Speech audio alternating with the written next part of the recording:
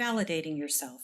If you've grown up in a dysfunctional family or you're in a dysfunctional relationship now, you may have trouble validating yourself. When people tell you that your feelings and your perceptions and your beliefs are wrong, you begin to wonder. When they tell you that your needs don't matter, sometimes you start to ask yourself if they really do.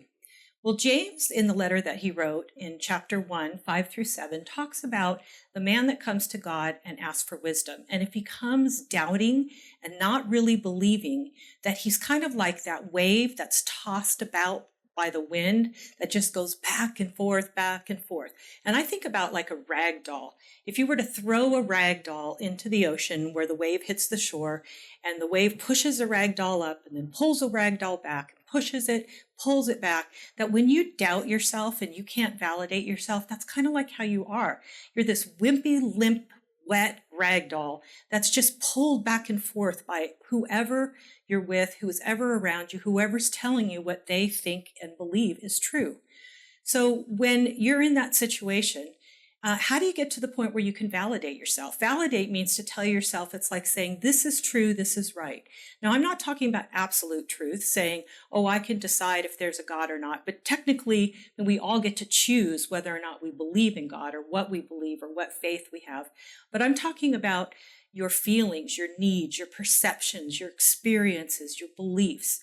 Those are yours. And you need to get to where you know that what you feel and think and need and experience is valid for you.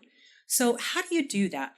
Well, first of all, you have to pay attention. You have to ask yourself, what am I feeling?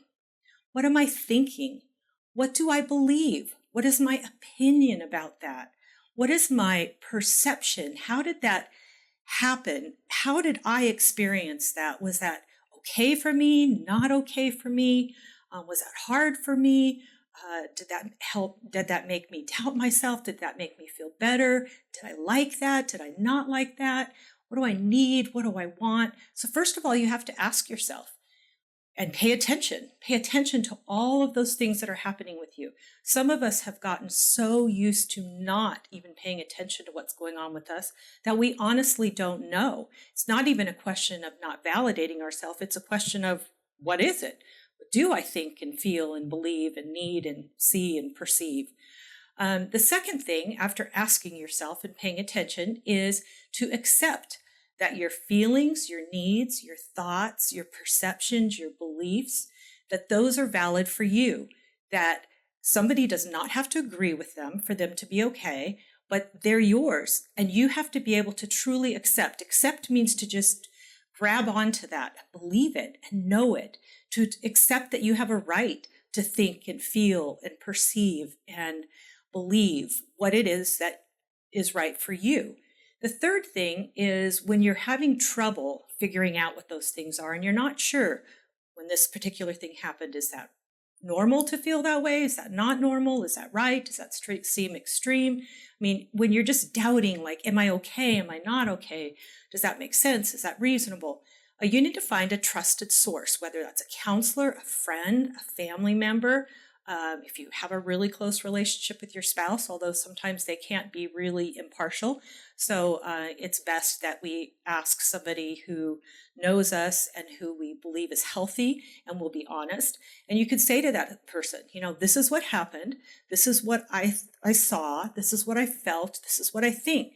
Does that seem reasonable to you? Does that seem like I'm on the right track? Now, that might seem a little contradictory because it might sound like I'm saying that somebody has to agree with you, but I'm talking about getting to the point where you can trust yourself,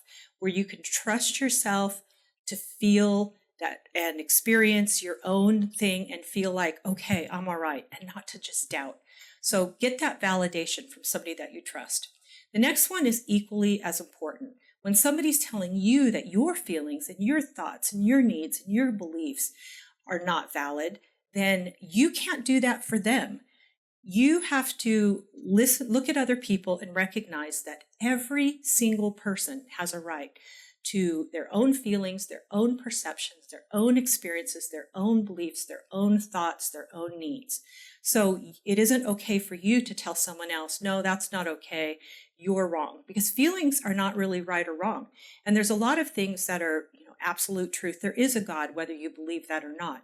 However, if somebody feels upset about something or not upset, or if they like it or they don't like it, everybody has a right to make their own determination about that. So you don't want to invalidate other people when you're trying to validate yourself. You can agree to disagree, agree to say, we have different opinions. We feel differently about that. We think differently about that. That's okay.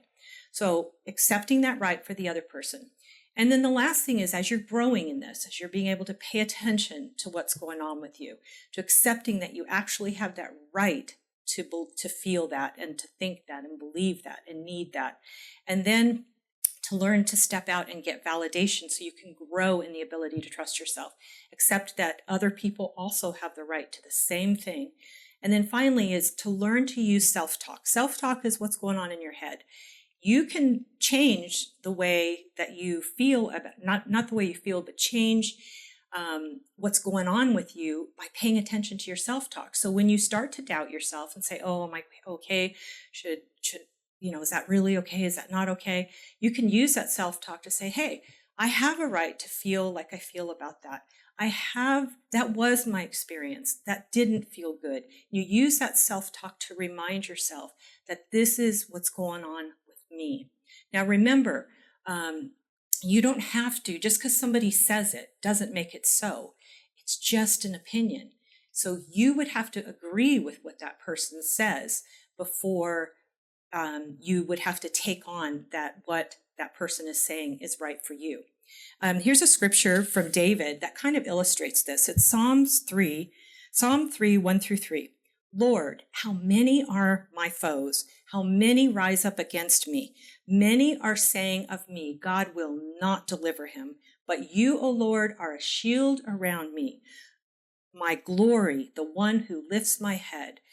David had people telling him that what he believed was not true. They said, God is not going to protect you. He's not there for you. And David said, no, my truth, my experience is that God is here for me.